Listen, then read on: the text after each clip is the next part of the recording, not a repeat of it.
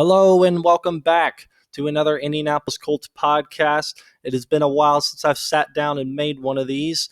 And now, with the draft next month and all of the free agency moves going on, this is one of my favorite times of the year in the NFL, with all the news and rumors flying around.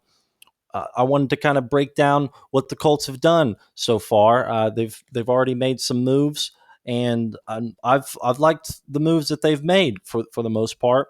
Coming after a disappointing 7-9 season, after you started out promising with Jacoby Brissett's play, he was pretty solid for the first half of the year.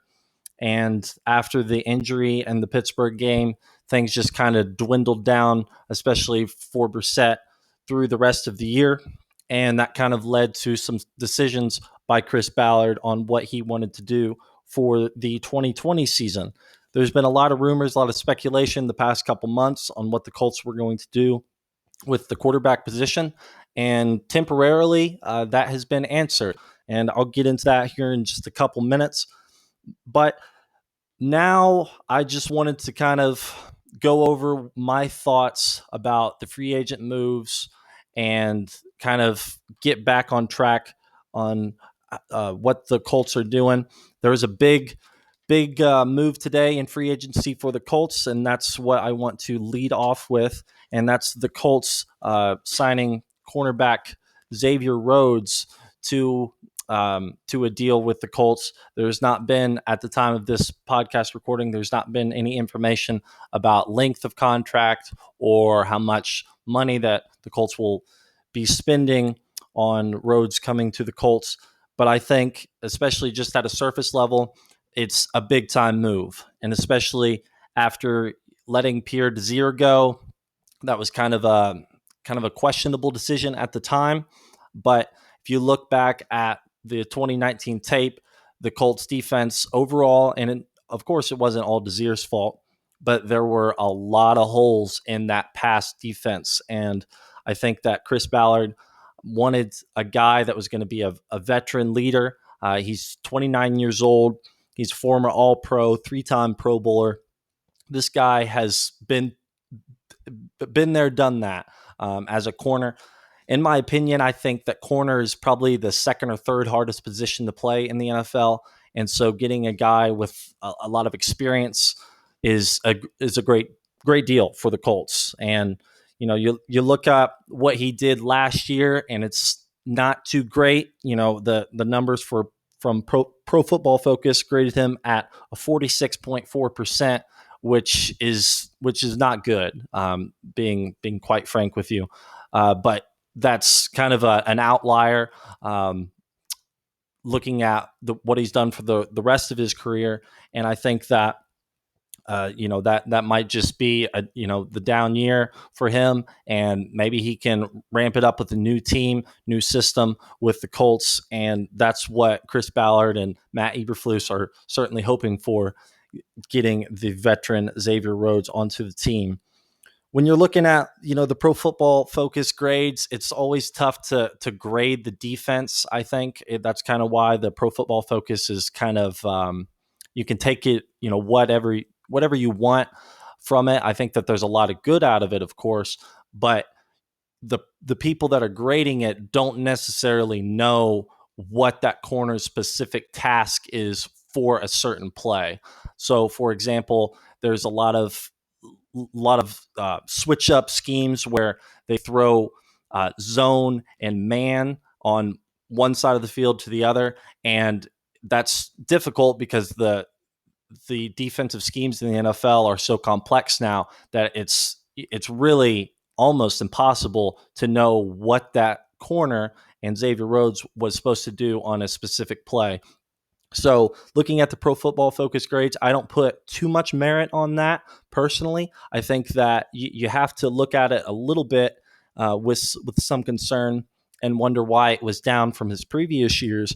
But I don't think that just looking at the Pro Football Focus grades that you can say that this was a bad signing. Of course not. He's had a lot of success, and I think that even outside of just what he's going to do on the football field, bringing up guys like Kenny Moore and Rock Ya-Sin, who had a really a struggling year last year. As, even though he was a rookie, he struggled a lot at times and getting burnt on man coverage plays.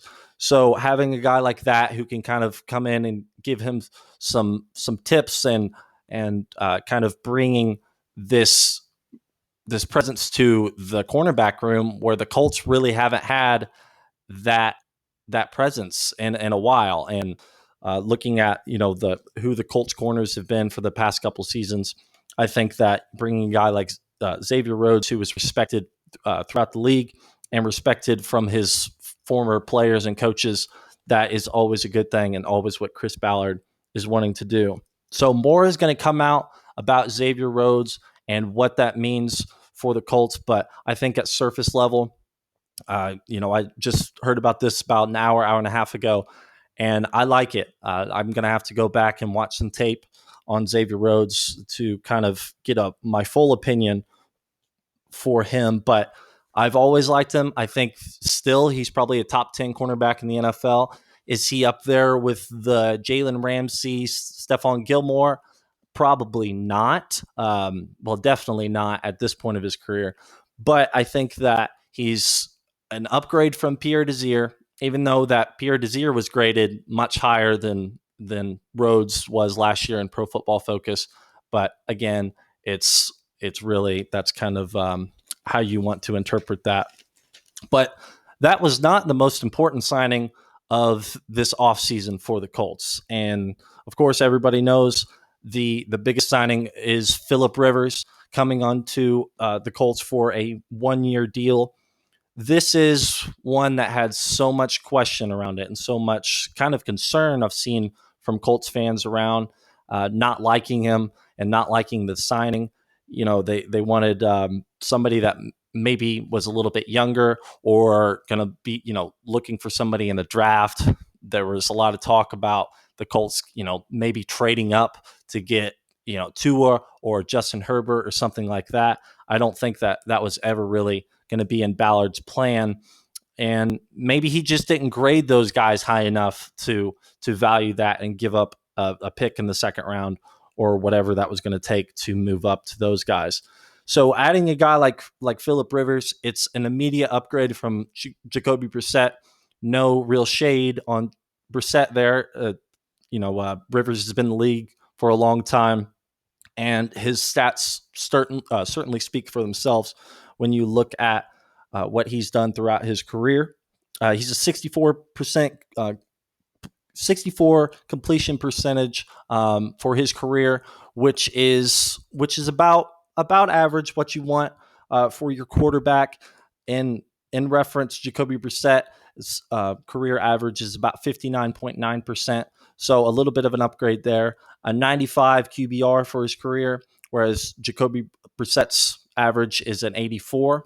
And looking at the other guy who was thrown around in Colts trade talk, Tom Brady, his career completion percentage is 64%, and he has a 97 QBR. So very similar to what Phillip Rivers has done throughout his career, in two pretty essential stats for me to look at when you look at QB play. So I like it. I like the signing. It took me a little while to kind of digest it, and I think that covering the Colts and being a Colts fan for all of my life, essentially, Phillip Rivers has been in a lot of games against the Colts, and that's kind of where I think there's some animosity from the fans about how they feel about him and everything like that. But he's now an Indianapolis Colt. He's not going to be an opposition, and I think that he brings a lot of fire and competitiveness to this team. And there's a lot of pros to look at, and coming off last season, it wasn't his best year. He had 23 touchdowns and 20 interceptions. So the interception numbers way too high. We are not wanting to see another 20 interception season for him in the 2020 year. But he was right up there with 4,600 passing yards and 66 completion percentage, and also an 88.5 QBR. So it wasn't his best year. If you look at what he's done throughout his career, it was definitely a down year for him. Maybe that was because he was still living in San Diego and traveling to Los Angeles, and maybe he just was, a part of him was kind of mentally checked out because he knew that there wasn't probably going to be a good chance for him to sign back with the Chargers. So I think that there's a lot of good. And you look at the relationship with Frank Reich and Nick Sirianni, I think that that was one of the biggest contributing factors to why Ballard and the Colts decided to bring him on. And I think that Ballard has shown right now with these moves, especially this one, that the Colts are still going for it. This year they're going for it. They're not sitting back and waiting, another year to draft a QB, which they still could, of course. That is still probably their plan, to wait, not draft a QB this year, wait till next year after the Phillip Rivers signing is done. You probably don't bring him back unless he has real stellar play and you think there's some good years left in him. But at 38 years old, this is a one-year deal, and it's big time for the Colts and for Phillip Rivers. This is a prove it kind of deal for Phillip Rivers, and I think that he can bring a lot of positives to the Colts. He's a dynamic passer. He can throw the deep ball, and that can get him in trouble. That's why, he had some, 20 interceptions or whatever he had last season. But I think that at times Brissett, especially last year, was afraid to throw the deep ball. That was one of the biggest criticisms of him. And this year, I think that's going to be a little bit of a different story. There might be a couple more interceptions than what Colts fans have been used to from Brissett. But in the end, I think that it will probably be overweighed by the good that comes out of him and adding a deep passing threat on what he's shown throughout his career that he's able to do. And, looking at him, like I said, it's a prove it year. This is his time to show that he's still an elite quarterback in the NFL. I mean, we have to say it like it is. He hasn't won a Super Bowl, but I still believe that throughout most of his career, Phillip Rivers was definitely considered an elite quarterback. I don't know if he still falls into that category necessarily, but this is his time to prove it, that he is still elite and still a force to be reckoned with as a quarterback in the NFL. We'll see. I can't overlook what happened last year, but also looking back at his 2018 season when he threw 32 touchdowns and only 12 interceptions, and he had a 105.5 QBR and almost completed 70% of his passes. That was only 2 years ago. So looking at that, I think that there's still good football left in Phillip Rivers, and adding that competitiveness into that fire and the veteran leadership to that offense is something that the Colts, I think, will thrive upon. So at the surface, I do like the Phillip Rivers signing. I haven't always liked Phillip Rivers as a player, but I think that he's going to be able to come in here and play some good football for the Colts. But we will certainly see how that plays out. And whatever the Colts are going to do with Brissett, it's looking kind of like they're going to keep him as a backup for this season. The Colts still love Brissett, and he's still very much loved in that locker room. And he does have a lot of those intangible things that you want from a quarterback. It's just his play last year was not good enough to kind of trust him and believe in him that he is the future for the Colts. And that was the biggest question with Brissett after Luck retired. So bringing in Phillip Rivers, it's obvious Chris Ballard feels the same way, and that is why we have brought him on. So I like the signing. I'll keep talking more about Phillip Rivers in next couple months doing these things, but just wanted to quickly touch base on that because that was the biggest signing for the Colts at the most important position. The other big signing / trade was DeForest Buckner. And this was a surprising move. It just came out of thin air, but that's kind of what you expect from Chris Ballard and company. They're not going to be throwing out smoke and mirrors and having all these rumors flying around. They get down to business and do what they want to do. To get him, of course, you had to trade away the 13th pick, and I think that looking at it, it's a good trade for both teams. Looking at all the defensive players and all the players that the 49ers have. And, you have to sign Nick Bosa eventually. And they've got guys in their interior defensive line. And there was some rumors that before he signed with the Buccaneers, they were in talks with the Ndamukong Suh. And so maybe they thought that he was going to be there. And, he kind of backed out on him. That's the speculation. I don't know that for sure. But I think it's a good pick. You don't know what you were going to get for that 13th pick. For all we know, it could have been a bust. Looking at the guys that were there, that probably wasn't going to be the case. And I liked some of the possibilities that could have been thrown around. But I like the value for the trade. He's a former 6th or 7th overall pick in 2016. And the biggest thing I like about this right here, he's missed one game in the past 4 seasons with the 49ers. So he's durable, he's reliable. Looking at what he did last year, 7.5 sacks with 62 total tackles, played every game, and had 2 forced fumbles. So, now paying him $21 million a year, he's the second highest paid defensive lineman in the league behind Aaron Donald. So it's obvious that the Colts believe that this guy is the real deal, and he's going to bring that force. Looking at him, I mean, he's 6'7", 295, a huge presence there in for the Colts. And I think that along with the pass rush, he has a full skill set. So he's going to be in there to stop the run and help clog lanes and everything like that.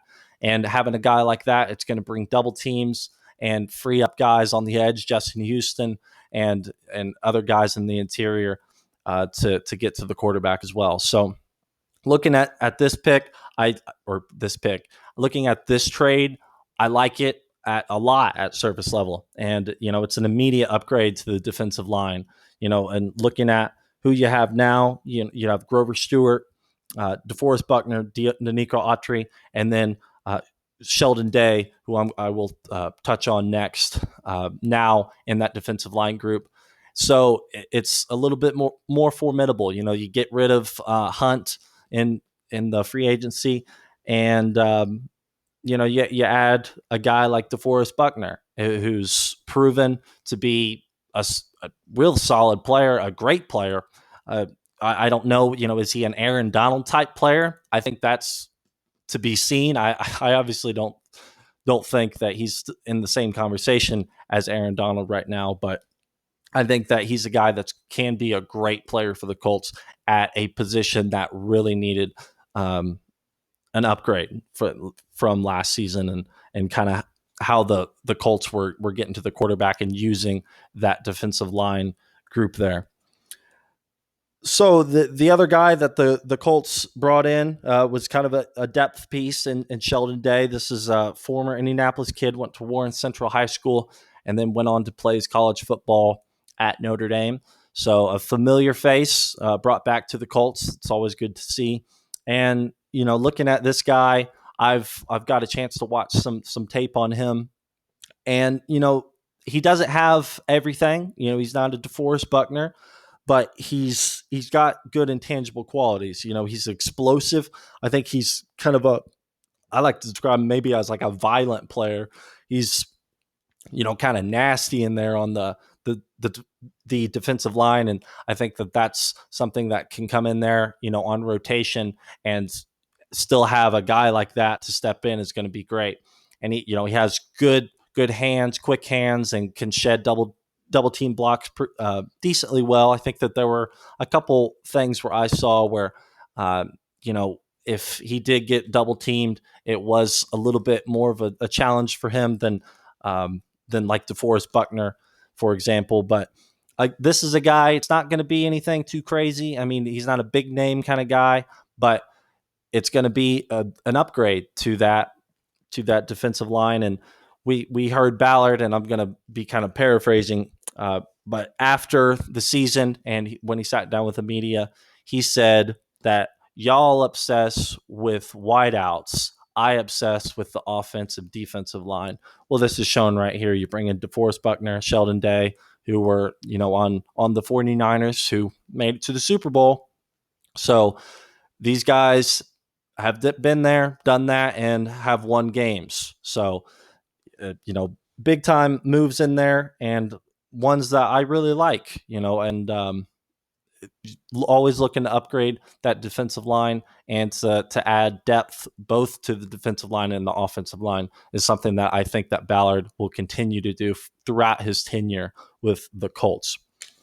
So, all these moves, what do they mean? What do the Colts still need? I still think they need probably two good wideouts. Looking at who they have, Funchess, of course, is signed with Green Bay. You've still got Ty. You've still got Paris Campbell. You've still got Chester Rogers, but not. And you still got. What's his name? Oh, he got hurt in. Oh, it's going to drive me crazy. Hurt in training camp last season. I'm not going to obsess over it. But the Colts, my point of being that they probably need still a guy like, and this is a guy that I thought would be potentially a good guy for the Colts to have, like Emmanuel Sanders, kind of a veteran guy who's been there, done that, and not relying so much on rookies to step in and, try to make plays for you. And of course, looking at last season, the injuries to both Ty and to Paris Campbell that really hindered the offense, of course, and losing a guy like Ebron, that's another guy that was critical in the passing game, and so the Colts are really going to have to, I think, two more wideouts, whether that be one from free agency and one in the draft, or two in the draft. I think that you're going to have to look to upgrade that wide receiver room, and one that Ballard cannot overlook going into this year. So I think that the Colts are making right moves. I think that they're making more splashes this offseason than we've seen throughout the past couple of years with Ballard as the general manager. So I think that it shows that the Colts are going for it and that they want to make some splashes and go for it this year. And with Phillip Rivers on a 1-year deal, I think that there's a lot weighing on the Colts 2020 season. You've got two guys, 20 million, 21 million a year to DeForest Buckner and 25 million a year to Phillip Rivers. I mean, those are two massive hits to the cap space. And the Colts, of course, they haven't really been worried about that. Ballard's been really smart with his money. So let's see how good these things pay off. And I'm excited for it, man. And coming off a down year, everyone's still sad about Andrew Luck being retired, and the Colts are moving on. And we're going to see what they're going to continue to do with the quarterback position. But I think overall, I'm happy with the moves, and I think that looking around the league and what everybody else has done, there's been some crazy ones like DeAndre Hopkins just being released for a damn slice of cheese. But it's unbelievable. The NFL is crazy, and I absolutely love this time of year. There's so much rumors and moves being made. So I hope the Colts continue. I hope they can add another person, hopefully a wide receiver. I think that now with the corner, Xavier Rhodes being added, and the upgrades at the defensive line, I think the wide receiver is still the glaring need for the Colts coming into the season and this is with Ty's questionable health the past couple of years and kind of struggling to stay injury free. I think you got to have a definitely two or three more wideouts brought in here to make this a legit group and make them one to be feared and give Phillip Rivers some guys to throw to. So I think that that's going to be important. You probably still need to draft a corner pretty early. That's still a huge need for the Colts as they just got torched last year on many times in the passing game. You've still got Rock Ya-Sin, who's going to be building and continuing to build. Ballard's still keeping Quincy Wilson around, and Kenny Moore, of course, is now the front runner of that corner group. So, I think that it's going to be, well, now he's not the front runner of the corner group. Xavier Rhodes is now the front runner, but we'll see Kenny Moore be the front runner of the Colts' existing corners now with Desir being released. So I didn't want to make this one too long. I just wanted to kind of update on what the Colts are going to be doing. I will be going into more mock drafts. I love doing those last season before the draft. So I'll do some mock drafts this year again within the next week or so. I got to do some research on that. I've got some ideas for what I think the Colts can do with their second rounder. Looking at what I think will be available, but we'll do some more research on that, and I will continue to update you guys. Well, thank you so much for listening today. I didn't want to make this one too long. Like I said, just kind of getting back into the flow of making these videos for you guys. And I hope that it gave you some of my insight to what I think the Colts have done so far. So have a great rest of your week. Stay safe, guys. This, COVID-19 thing, I don't want to talk too much about that, but it's crazy. It's affected the whole world. So I want everybody to stay safe, and hopefully we can have a good 2020 season, and we'll see what the Colts will do. Well, thanks. Have a great rest of your day, and go Colts.